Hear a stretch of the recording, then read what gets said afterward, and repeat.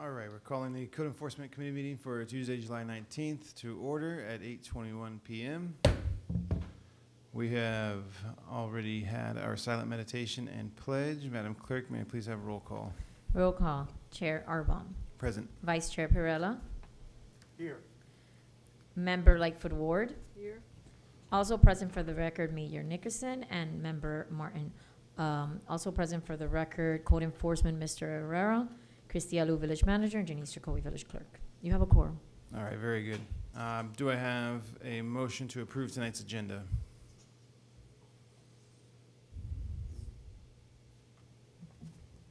Motion All right. made. Motion by Member Pirella. Do I have a second? Second. Second by Dr. Lightfoot Ward. All in favor? Any nays? Hearing none. All right. We move right along. We will have a good and welfare at the end of this meeting. Going to item G1, Code Enforcement General Update. Mr. Herrera.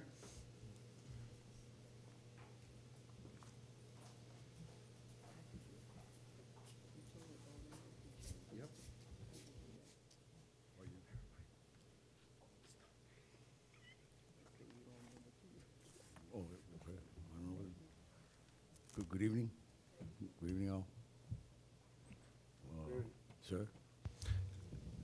So, as you've come into the role of Code Enforcement Officer, all we're looking for right now is just a general update of what your experience was coming into the role, and where things stand now, generally.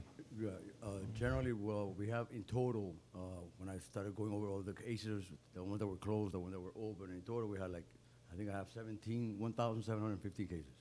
Not all of them are open. However, we don't have that many properties in the village. So what I'm doing, I've done since I started April 25th was my first day. To date, I have on my daily scan, I have up to maybe 500 something or 600 inspections revisited from all the old cases that were either unfounded or they've been in the system for 2 years, and the previous inspector just piggybacked up the previous inspector, so they just kept adding on more violations with all the different codes. So like the verbal warnings, for example, they're unfounded because there's already a violation in some of them already for, say, maintenance, overgrown grass, facade, exterior facade, things like that are still visible. Mm-hmm. But then they have a verbal warning. So I'm closing out some of the cases for burglar alarms. We have cases for burglar alarms that they've been 2-3 years old. They've already updated the system. They've already paid their mm-hmm. fines, and it still shows up. So I'm trying to get clear about the ones that really don't have any importance. So then the ones that are still there, open, I'm transferring those to my name and revisiting the ones that are closed, because some of the ones that were closed, I can still see the violation. Okay. And some of them that are not closed, I don't see the violation. Mm-hmm. So I'm trying to get out the simplest things first, so that way I can go ahead and see what the bulk I have, and then reassign them all to my name, which we're looking about 500 something. So then that way I could just little by little reassign to myself and then reissue them again, and then have a more upfront approach with the residents. I've met most of them already. I'm out early in the morning, so they're all walking their dogs. So I was giving my card. How is the vehicle? It's excellent. Thank you, sir. Okay. All right. So I just forget to put gas in it sometimes. That's okay. So it was a point of serious contention in the past in terms of us needing to have an adequate vehicle. So yeah. All right. So then, as you're working through the backlog, yeah. How are you able to kind of go out and assess new violations or your own personal priorities? Right. You know. Well, I start with life safety is key. So anything that's really visible, that might be an issue, I address those first. We've had some that I'm looking at that they come in for windows and doors. And they're doing windows and doors, but then they're doing a new roof or interior mm-hmm. gutting of the property. That's beyond the scope of work that they were approved for.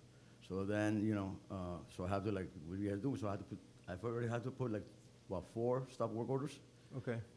Because they're coming in for windows and doors, but then they're gutting the whole place, and I have pictures for it. So they're like, where's the paper for this? So what's happening is sometimes they apply for it, for like say windows and doors, roof, interior remodeling and whatnot, and then they just don't, they think because they applied for it, and they pay for upfront fees for the application, they think they're already approved. They know they're not approved. So they're trying to get away with as much as things because they haven't been a code enforcement inspector here in a while. Right. But there's one now. Yes. All right. I was going to ask, let's see. Have you had to use a magistrate process yet, or basically bring anybody in for a magistrate hearing? How? Those, the ones that we're gonna get ready for the magistrate hearings are the ones that are older, that have real life safety issues, like the ones I was just mentioning now. Those are the ones that reassign to myself, I'm gonna assign to myself and reissue them.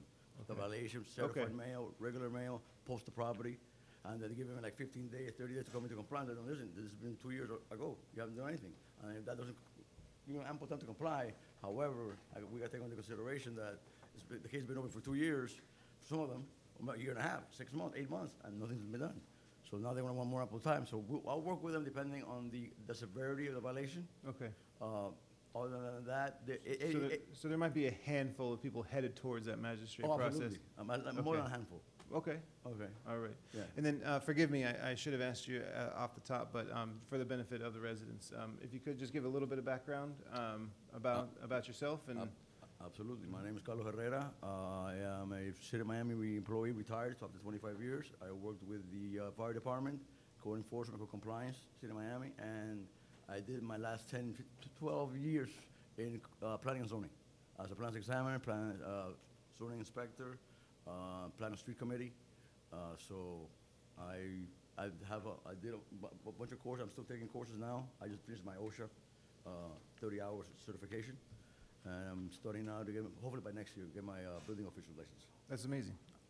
Well, we're very glad to have you, I'm glad to be here. especially with your level of experience and the skills that you do bring. And from speaking with you, it sounds like you have an affinity for our village. Yeah. And then additionally, with where you're at with retirement and wanting to keep busy, we're certainly hoping that we'll be able to retain you. I'm not going anywhere. So, I hope not. so, I like it. I hope not. so I would like to ask, as you go in about your duties, is there anything that you are missing, anything that you are needing? I know with just over the past 2 years, I know we've come a long way in terms of being able to accommodate modern technology and recording and things like this. So I think when Officer King came in, we didn't even have a camera. There was no a code enforcement officer we had for a long time. He was here for a while. Okay. Took 0 photos. So I think I'm up to like 300 something. okay, so that was an issue. So I feel that we've come a long way in terms of equipment, as you know, the vehicle specifically, but then in terms of being able to digitize and do things. So I would just like to ask again, as you're coming in and have had a chance to settle, if there's anything you're missing, anything that you are in need of, anything that you're thinking, you know, I really would be able to be more efficient if I had X, Y, or Z. I'm thankful that I have Ms. Alou, Ms. Alou, the city business manager, my boss, that if I need something, she'll make sure it happens. All And right. me and her were talking about what is it that I'm looking forward to for the next, I've been here since April 25th, for the next 3 months. So I'm giving myself 6 months. Okay. Like for like the new year, Yeah. I would like to have everybody already in check. Okay. I call it the tumbleweed effect. Just Right. let them go on their own momentum. So, you know, have all the cases that I don't find closed, burglar alarm, anything, and have the people that are not in compliance to comply or code enforcement board. And then we can go ahead and start weeding out little things like that and catching everybody. Because once they start realizing that, you know, there's an inspector here, is here, everything will start moving on its own. It's Right. a momentum. You Yeah. gotta let it go with some momentum. Yeah, consistency is definitely going to be. You know, I usually start by code enforcement through education. So if that, you know, let them know this is the reason why, this is the section of the code, Yeah. you know. And a lot of them, it's like always, it's happened with me in my career in the city of Miami that they're like, but what about that guy? You know, let's worry about you first, and then I'll worry about that guy. All What about right. you? I like it. All right. Yeah. Very good. Do any of the other members of the committee have any questions or comments for Officer Herrera? Just one. How many people are in your department doing this kind of proactive code enforcement that you're describing, like driving around and Well, monitoring? to be honest, I'm the code enforcement officer, but police is doing it also. Carlos, the other Carlos in Public Works is doing it also. We always like feed off each other, and I'll tell them something that I just saw, and they'll tell me something. There's a property right down the street that it's overgrown grass. Once you actually walk into it, it's like a forest back there. So the police went to check on a vagrant, and they saw that there was, like I said, it's unsafe. So I went over there this morning. I took pictures. They told me on Friday, but when I went on Friday, I used the camera so much that the battery died. So I went Well, today that's a and lot took of pictures violations. of that. Yeah. Yeah. So I fundamentally believe that in order to keep a community well manicured and looking good, you do need heavy code enforcement. So do you think that with you being the one person who's charged with doing this exclusively, as well as being augmented by having police officers being able to execute some of the code enforcement activities as well, do you think that that's a sufficient level of enforcement for a community of this size? Or do you think we should be looking to add another code enforcement officer? That's up to the commission, to the village, to code enforcement, and to the. No, for sure, but just in your professional in opinion. my professional opinion, no, I'm good. You think just one? Yes, I'm good with just me. Okay. I multitask. It's me, myself, and I, so it's 3 people. So you think within 6 months, after you clear out Yes. some of those stagnant, duplicative cases that you mentioned, after that, you'd be able to do this kind of proactive code enforcement where you're really citing people for Right. roofs that are unmaintained, overgrown lawns, those type of things. We should see that in check. Absolutely. What I want to do is like update my system on my dailies, or I scan them, have them ready for me. So I can start little by little. As the months go by, give you more in-depth analysis of what's going on, how many cases have been revisited, what was closed, what wasn't closed, what's going to go to the board, and what's being fined, what's being leaned on, what liens are having. So little by little, you're going to see more. The engine's gonna pick up speed, Okay. and then people are gonna know us. I'll mark my calendar for 6 months from now. Thank you so much. When you see the yellow light driving around all day long, that's me. I will. I'll be Okay. looking for you. All right. May I, Chair? Yes. Chairperson Urban? I just want to also just add that we are very lucky to have Mr. Herrera, his expertise. He has been helping me a bit. He has a lot of experience with the short-term rental. He's been providing me insights on things that, we will need as we traverse this new opportunity within the village.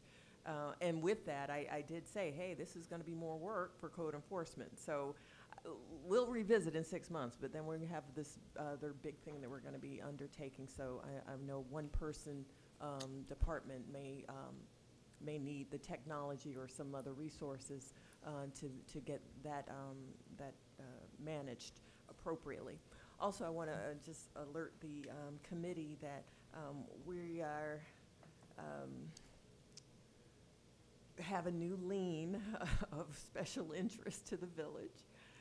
Mr. Herrera kind of did some research after being approached about foreclosure, and that is something that we will probably have to deal with through legal and through the council, but there is a $1.4 million lien, something that harkens back to 2008 at $300 a day since. So I'm sure we're going to have a lot of discussion about that in the coming future. But that, code enforcement is everywhere, and it touches on these things as well. So, it's a lot. And so we'll be reaching out to you all to discuss that as we settle and negotiate. Well, I would imagine that the history of documentation on the property would be a critical matter in all of those discussions. So, Member Dr. Lightfoot Ward, did you have any questions or comments for Officer Herrera? No, Very I good. like his approach. I do, I like his approach. Thank you very much, Mr. Ward. Yes, truly we are very glad to have you. Thank you, And appreciate it. again with your experience, and then also with your knowledge of our village already, and your desire to be here, I'm really excited about the reality of having a consistent code enforcement presence going forward, because that consistency is really, we've had really we've had two great code enforcement officers, but they're not here now. So I think that consistency, we're going to get to where we want to be with code enforcement in the village. So we're very glad to have you, and thank you very much for being And here. I'm glad I came at the right time because in the city of Miami, in the Miami 21, I was in charge of implementing the what we call the bed and breakfasts. Mhm. So they wanted to do residential, they went through commercial, they were like, no, you gotta go through a special permit, depending on the zoning designation, allowed, not allowed, distancing. So I came at the right time, so it's not the same thing as the city. However, it's more or less the same, you gotta know how to, Yeah. especially when you're in residential. So Ms. Lou has the report I gave her. And I will say this because our code is outdated and we are actively updating it, and so it's kind of a competition of things rising on the priority list of what we address first within the code, right? And so I know that we would appreciate any feedback. I know the manager would appreciate that feedback, Absolutely. and our urban planners would appreciate that feedback. So that kind of feedback from you being, in the street, will be incredibly valuable in terms of helping us prioritize Absolutely.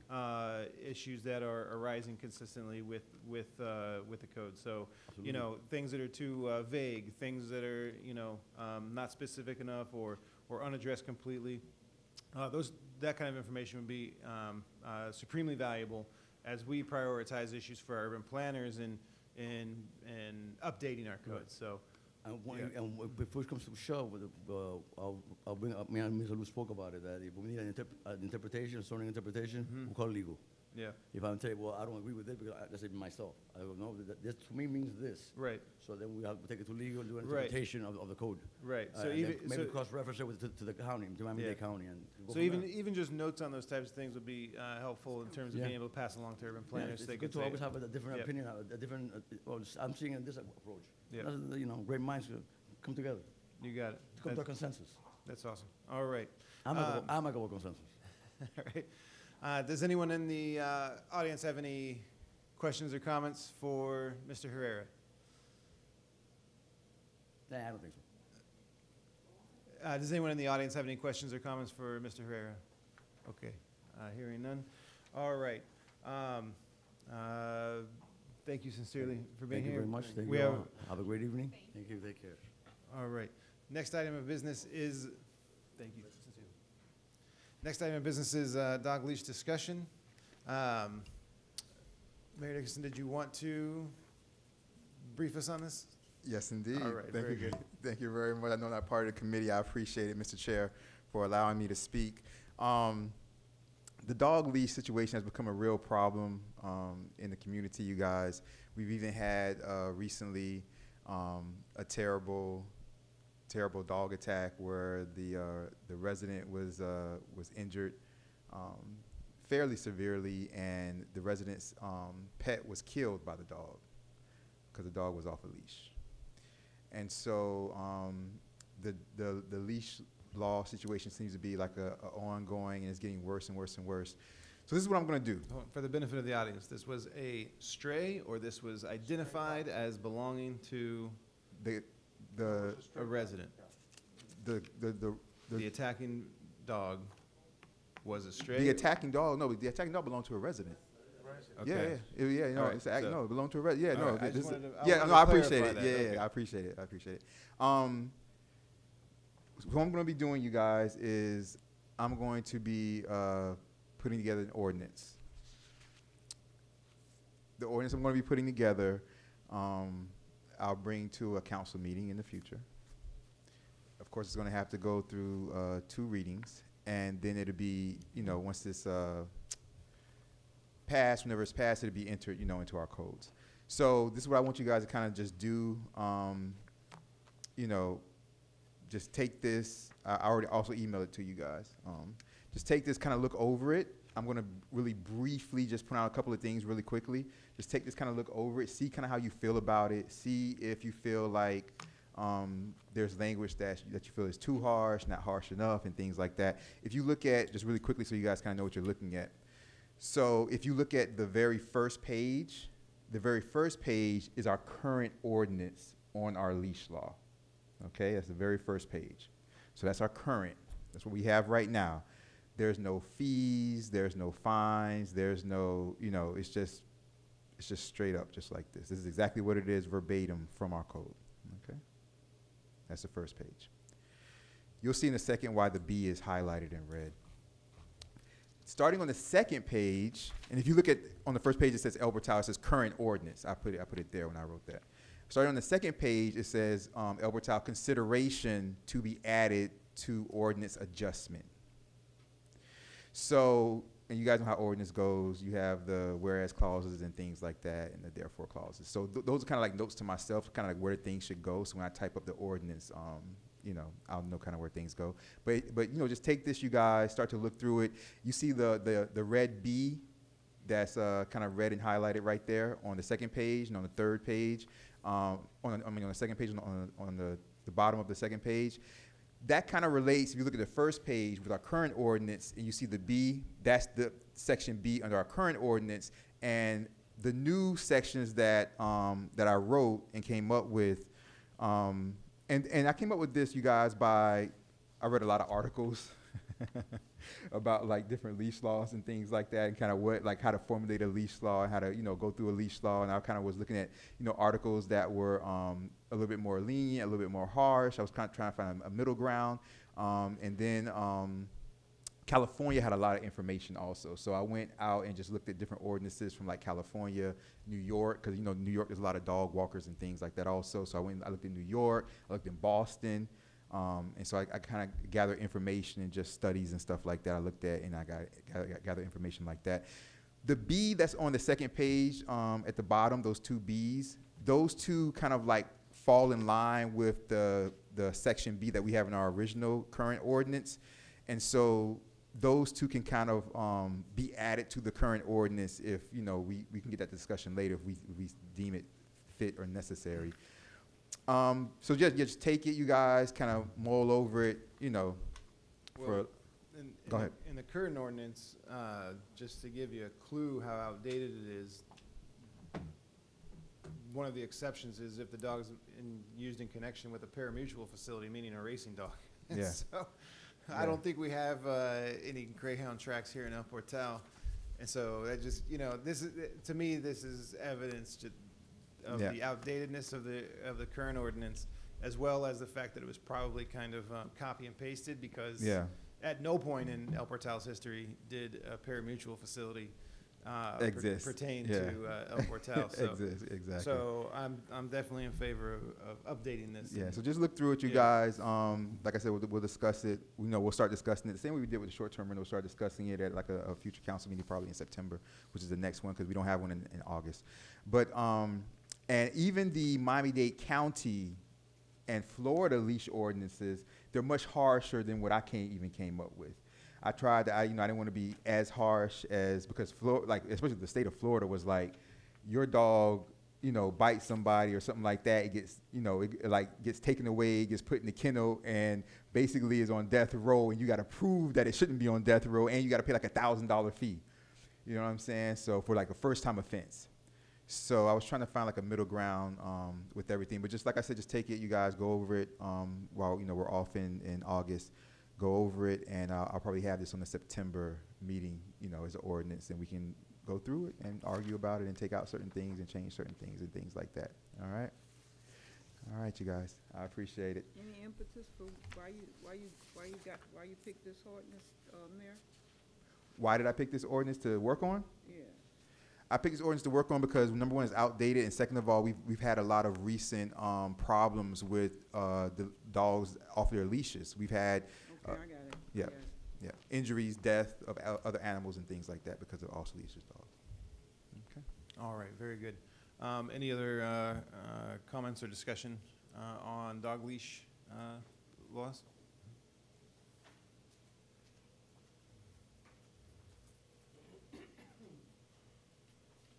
Jay Rivero, 225 Northeast 86th Street. Mayor, thanks very much for proactively generating this. Quickly scanning through this, I don't see any penalty for the animal that kills another animal. Yes, So we need to build that in there. or keep a history of an animal that is out there attacking so that it could be removed. Not that you're going to go to death row, but need to be removed because that particular dog in question not only killed a cat, but also attacked 2 other dogs in the area and bit my neighbor. Obviously not a So service if you dog. guys choose to walk through Sherwood Forest, you see many dogs out there. You see people walking them without their leash. Their leash are on their necks, on the owner's neck, not on the dog. So we need to get this issue resolved, and we need to get it resolved ASAP. My cameras and my neighbor's cameras have those pictures that look so horrible seeing a poor cat being killed. Okay? So let's get this going. Yeah, I agree wholeheartedly. So, a lot of people consider their animals to be their kids, right? And that's all well and good, but the reality is their furry kids are not people able to make decisions and calculate decision making the same way somebody's human child will be able to do. And so I lived in the Keys years ago, and this was actually a big deal down there because it's more rural, and people bring their dogs out to the bars and things like this, and everybody says, he listens to me, he obeys my commands, et cetera, et cetera, et cetera, until the one time they don't, right? And so for me, I wholeheartedly agree with what Mr. Ribeiro is just saying because everyone's very confident that they're in control of their animal right up until that moment when they're not. And I've been attacked by dogs a few times in my life, so I definitely understand what it is to be surrounded by even more than when 2 dogs are coming at you and they can start to get behind you. Then it's definitely a terrifying experience. And so even more so if you're walking your animal or elderly, things like this. So I wholeheartedly agree with the comments resident made. Mr. Chair, if I may. Let me just say for the record, I know you were just scanning over it. On the 3rd page, you guys, the second therefore body clause, Yeah. the 3rd sentence, it says, an animal that is the subject of a dangerous dog investigation because of severe injury to a human being may be immediately confiscated by an animal control authority, placed in quarantine if necessary for the proper length of time, or impounded and held. The animal may be held pending the outcome of an investigation and any hearings or appeals related to the dog or any penalties imposed by the Village of El Portal. If the dog is destroyed, if the dog is to be destroyed, the dog may not be destroyed while an appeal is pending. The owner is responsible for payment of all boarding costs and other fees as may be required to humanely and safely keep the animal pending any hearing or appeal. I also have on the last page, under general clause, in the very top, a dog may not be taken into custody, penalized, or apprehended or contained if the threat or damage sustained by a person who at the time was unlawfully on the property or who, while lawfully on the property, was tormenting, abusing, or assaulting the dog as its owner or a family member. I just wanted to show that to say I still have balance.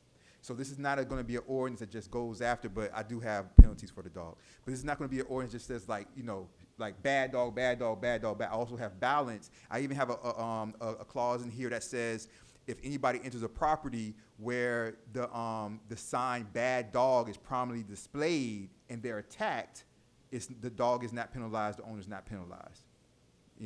So I'm trying to just go through it, you guys, because it's in my opinion it's a pretty good ordinance because it's harsh on those who will abuse the leash law, but it's fair on those who are dog owners.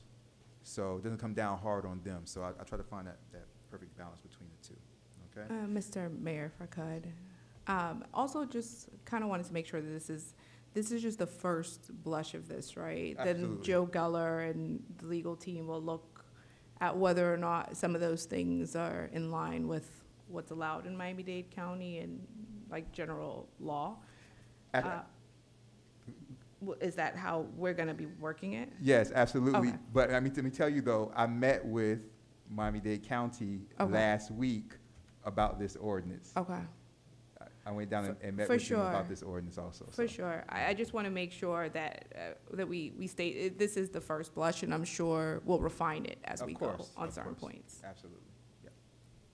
Which is why I gave it to you guys, so if you guys, because you might see it, you know, Councilperson Martin, it might, well, this is, you know, it's a lot of code stuff, so I should say Chairperson Martin. You might see it, Madam Chair, and, Am I the chair of this?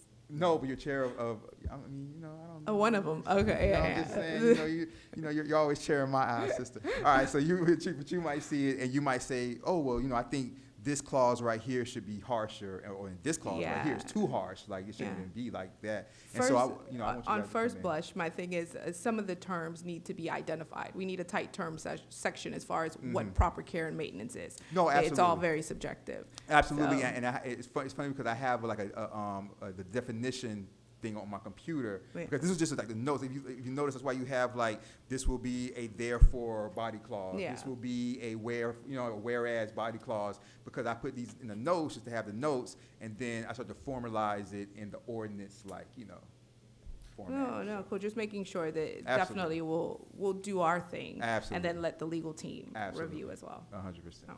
Yeah, my suggestion would also be that there be no exception for, oh, well, my dog went through obedience training, here's a certificate. There should be no we live in an urban core, and regardless of the competency of the owner's training with their animal, when they're out in public and leave their property and go for a walk, their animal should be on a leash. Absolutely, absolutely. I mean, I even have in here, covering our police department, I have any K-9 that is owned or the service of which is employed by law enforcement agents, by a law enforcement agency is exempt from any guilt of crime or penalty. You know what I'm saying? Because if the police goes in, they're going to have their dog attack whatever criminals or whatever. You can't have people opening up, cases on every time a police dog does what it's supposed to do. So I have that looking into the future, and I have everything like that. I have just another thing that protects dog owners. I have in the general clause section, if a dog attacks or bites a person who is engaged in or attempting to engage in criminal activity at the time of attack, the owner is not guilty of any crime, and the dog is not guilty or given any penalty. So, try to find that balance between the two. Thank you, Mr. Chair. I appreciate it. Very good. All right. Any last discussion on dog leash? All right, hearing none. Moving on, there is no unfinished business. There is no new business. Good and welfare. If anyone would like to come up and speak on any issue or topic at all, now is the time to do it. Very good. Before I ask for adjournment, I would like to say once again, Mr. Herrera, thank you. It's a pleasure to have you here, and we're excited for the future of code enforcement. There you go. Yeah. All right. Do I have a motion to adjourn the code enforcement committee meeting? So move. Very good. Moved by Many people. Yeah. Take your pick. Perella. Okay. All right. I'll say moved by Vice Perella. Do I have a second? A second. Do I have a second? No, she got it. No, it's got to be you. It's got to be you. I have a second from Dr. Lightfoot Ward. Okay, I'm in. All right. Second from Dr. Lightfoot Ward. All in favor? Aye. Aye. Any nays? Hearing none. The Code Enforcement Committee meeting for Tuesday, July 19th is adjourned at 8:55 p.m.